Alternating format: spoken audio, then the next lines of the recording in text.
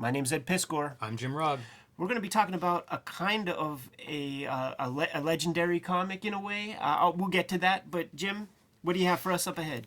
I have patreon.com/JimRugg, where I am posting out-of-print zines and mini comics of mine, such as this ballpoint pen catalog of drawings. I also post lots of original art, lots of process, behind-the-scenes stuff, talking about craft. Pretty much what you've come to love on Cartoonist Kayfabe applied to my own work and practice. So you can find lots of that at patreon.com/JimRugg. That was a good spread to end on. Yeah, it was. Red Room issue 1. It's going to be coming out in May. You can pre-order the comic if you are watching this video before May. You can order the comic after such date at my link tree in the description below. Hit up your local comic shop. Murder on the Dark Web for fun and profit.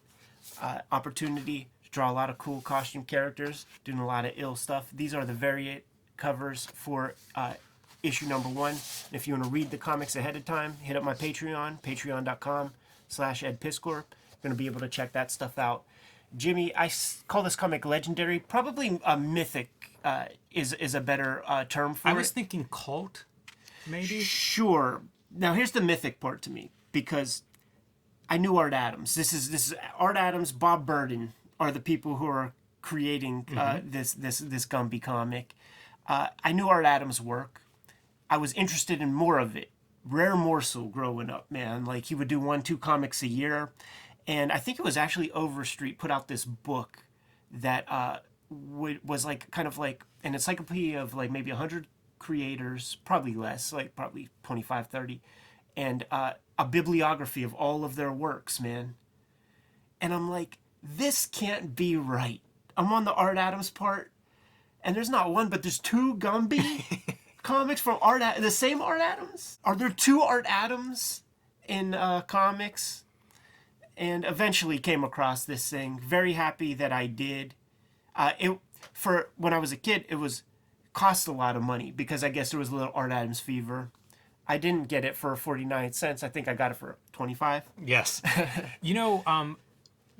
I was kind of similar, maybe a little bit older when I heard about this comic. But my first gut instinct was, oh, this must have been before he really made it. Before it was Art Adams, right. When maybe his first job in comics or something like that. And then you see the date of 87, and you start doing like your bibliography in your head and realize, like, no, this is Art Adams as Art Adams. Yeah, totally. I mean, it's in here. First off, how awesome is that? Yes. There's an Art Adams drawing on every page, including the interior covers and back cover. I think this inside cover is really well done. It's biographies of Art Adams and Bob Burden, comic book creators for this issue, and then Art Clokey, creator of Gumby. It's kind of perfect. It's all the info you need to know who's doing what and get into it. You see the names though, man. Long Shot miniseries, X-Men, New Mutants, Web of Spider-Man, like all this stuff. He is Art Adams. And this is a fun document to look at as an Art Adams fan, because we get to see him be a little bit more loose.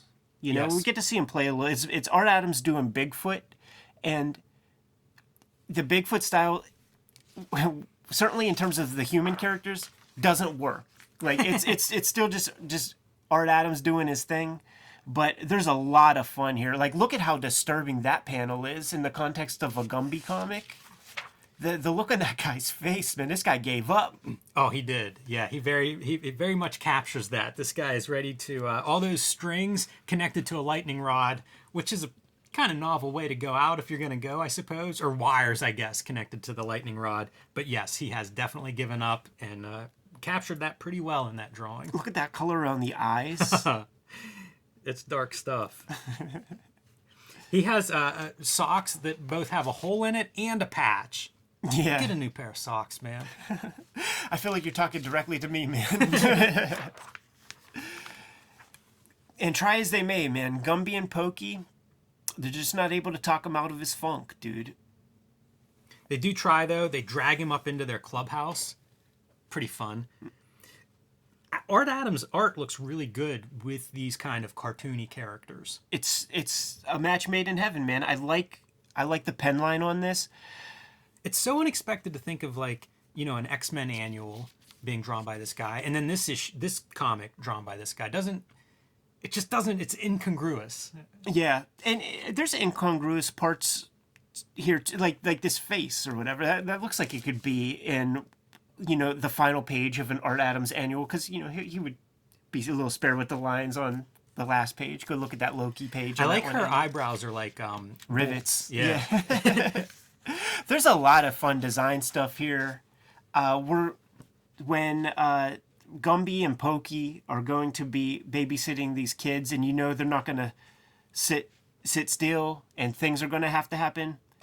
It's their chance to do a lot of stuff, man. Yes. Like, I don't think, trying to objectively look at this, I don't think if I was like a little kid, this would work on me. I would think it would be too weird. Like the Bigfoot elements, the funny cartooning elements, it doesn't quite push it enough. It is very bizarre, and that's probably Bob Burden. If you go back one page, like you'll see our depressed guy is now tied to a stake. They're playing like burning him alive at the stake. It's the game they're playing. It looks like a cross. It's Bob Burden. It's Flaming Carrot sensibilities. Like you think Gumby and kids, but it's a little bit twisted. And even the kids, little robot kids. It's a nice touch. For sure. There's something fun to look at on every page, and Art Adams is going to be stretching some drawing chops here with these crazy aliens. The pen and ink work, like I said, this is a little looser. Art Adams, he's not getting that Marvel rate to do this comic. I really wonder what the inspiration was for him to like take his time to like do this comic or two Gumby comics as opposed to another Spider-Man one shot or something. It is kind of an odd project. But there's really fun, great drawing in here with this loose line that he has. I don't think he abides by your how to draw comics the Marvel way kind of tools. I think he uses fine liners and stuff on his regular inking in general, and we get to see a looser version of that. It lets you know he's human. It's fun. So the babysitter's showing up late, and she's a super old lady. Kind of a fun design, I think, within the world of Gumby. Within the world of this comic, That hair, I mean, Rob Liefeld. Like that, a lot of Liefeld. That X-Force era, New Mutants era Liefeld has that energy. The line work on the clouds, that You're right. faded line work feels very like something we would see in New Mutants. Dude, we got spaceships and werewolves on one page. What a werewolf. It's a good one, man. It's really good. He's letting you know this is still Art Adams. I like that spaceship too. It could almost be Mobius if you isolated that panel. There's a European feel to this stuff, and I'm quite sure he is not going for that. But when you get like these like 4-tier pages that are broken up this way, like I feel like you could see strips like this in Chevelle Noir, Dark Horse anthologies. This is an exceptional panel. You see the house from a cool skewed high angle, but like couch tipped over, and then I love the spaceship-sized hole in the wall. It's such a gag of like a classic cartoon gag. So good, man. Werewolf laying there.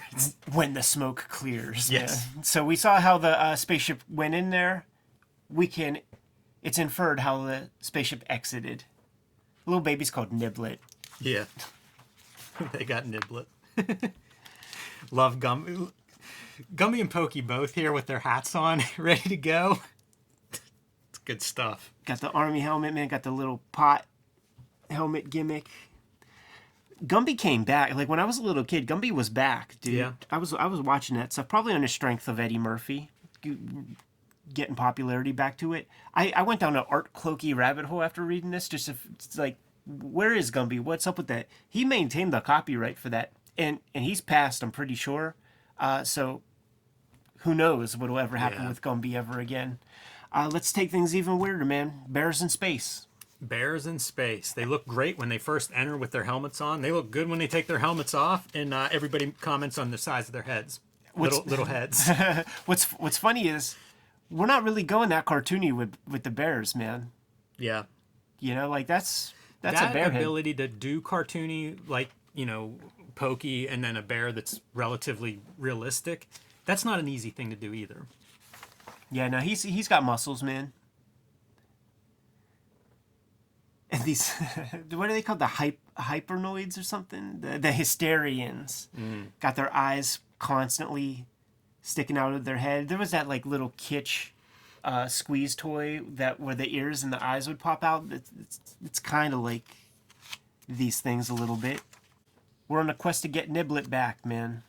And it takes us all the way to a treasure island. Yeah, I was reading this and I was thinking, like, does Burden talk to Art Adams and be like, what do you want to draw? Because this really does feel, the kid part for me is just how this story kind of meanders around the globe so that you can have pirates, you can have aliens, you can have bear monsters and werewolves.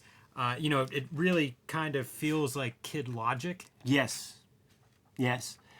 And I think that's a hard thing to tap into. I can't quite wrap my head around that stuff. Like, enough time has passed that...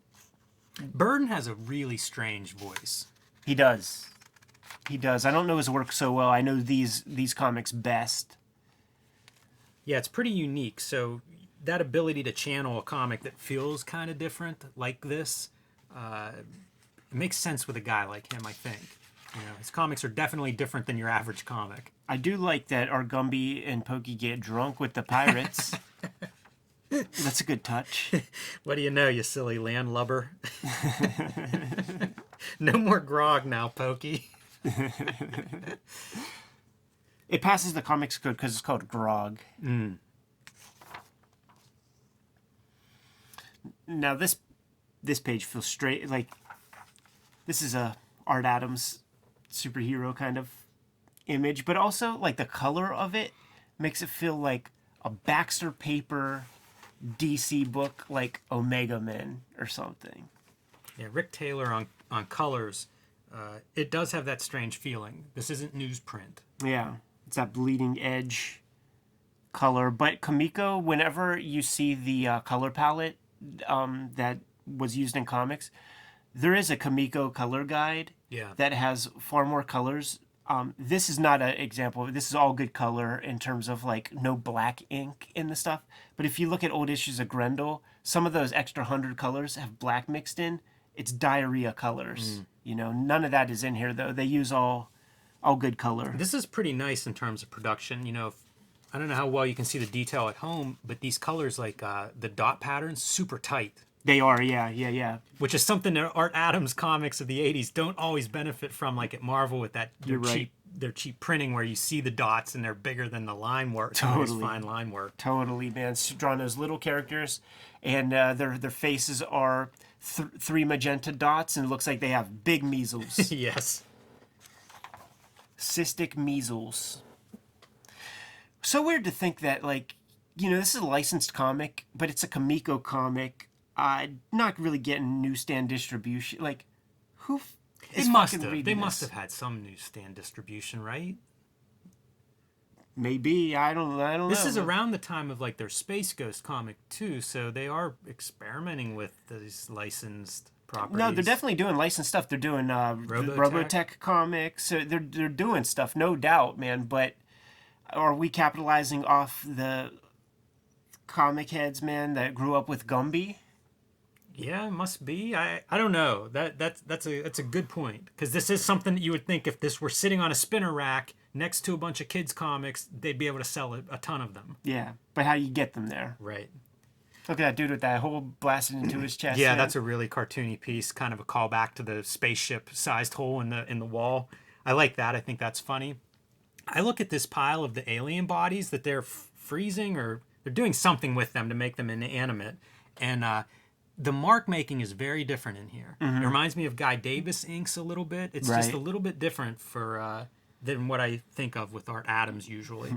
But what I do think of with Art Adams is definitely inconsistency on those last couple pages, and we're there. There's something so dark about this composition right here with this in shadow Gumby underneath the palm tree, just in pure black, and the characters he's as depressed as that guy at the beginning of the comic. Yeah, it's a funny silhouette. It's almost human. Right. Gumby's shape is so weird. It could be human if it's Eddie Murphy in a costume. some of these cartoony guys, like Art Adams could use this guy in one of his Fantastic Four comics or something. Yeah, I always like to think of like Cartoonist having their cast of characters. Yeah. It'd be like that's an extra that's in all of his comics. There's another Rob Liefeld piece, man. I think that's Rob Liefeld swiped this face on his engagement comic when he's holding up that engagement ring. There's some really fun stuff. I like that guy, like the way the teeth are drawn in that guy's mouth. This really guy good. too, man. Yeah. Good beard on him, too. And at one point, they make a joke about Pittsburgh because of the Pirates here. Is that right? Did I miss that? If it's not here, it's in Sam and Max. But they do make a Pittsburgh. I think it's in Sam and Max. Okay. I remember seeing a Pittsburgh comment in one of these places. So stupid. Stay tuned for Sam and Max. Coming soon. Look at this guy for a character design. Yeah, what is that bizarre disease that you got, man? That's beyond His mom scurvy. and dad or brother and sister, I think. For sure, man. Conceived on that same ship. And then whenever you go like too much of a close-up on Gumby, you start to get into treacherous territory.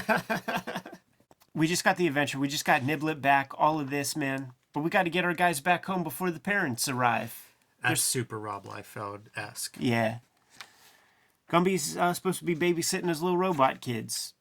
This is where they go to Halloween Town, and this is pretty awesome looking stuff aesthetically, man. You got these cool trees, more than one of them, that have these gnarly faces. You see Art Adams' work, and he grids out every panel. So I'm just imagining like the blue line grid marks on his pumpkin patches.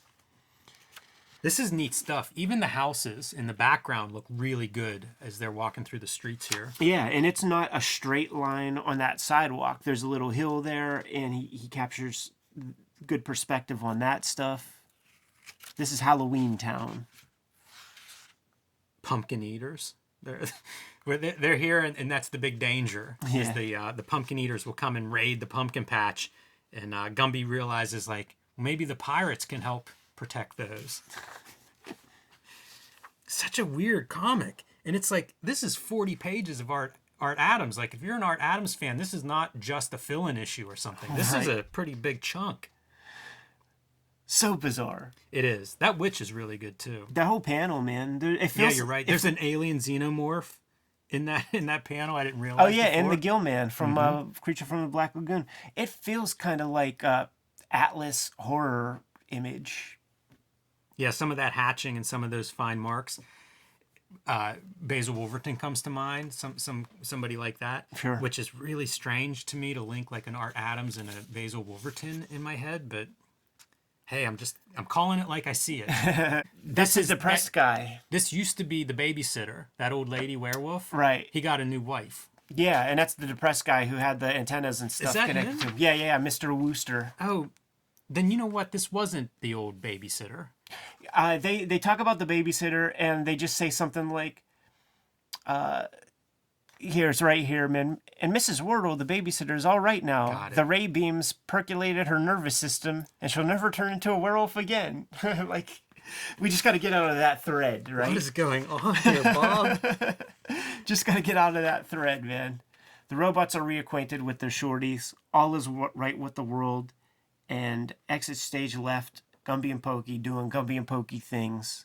But not before we see Gumby and Pokey on the back of a really cool dinosaur in this Yeah, I like seeing illustration. this black and white line art. Yeah. Looks really nice there. I didn't notice earlier, but I think all the robot characters have those extra tails for their for the robot war balloons. Yeah, I always like those kind of details. yeah, good touch. I do like that black and white line art. So clean. Yeah. That's He's a good. very nice reproduction on coated paper. And you would see these kind of like thicker hatches, man. Jim Lee and guys will pick this up from the Art Adams. The more we look at Art Adams, the more I see in those guys. Jim Lee, Rob Liefeld, some of the inkers they work with. It really feels like he's a big ingredient in that style. Totally. And Mike Golden, a lot of crossover there stylistically. For sure. And Art Adams would cite Mike Golden as a very important influence. Had to dust off this oddity, Jim. It's a pretty unique comic as these things go. As stuff that we pull out of the quarter bins and dollar bins and weird back issues. This is a pretty good one. Yes. And this ain't the last Gumby. We'll save the other one for around Christmas time. Yeah, that sounds It's right. a Christmas comic.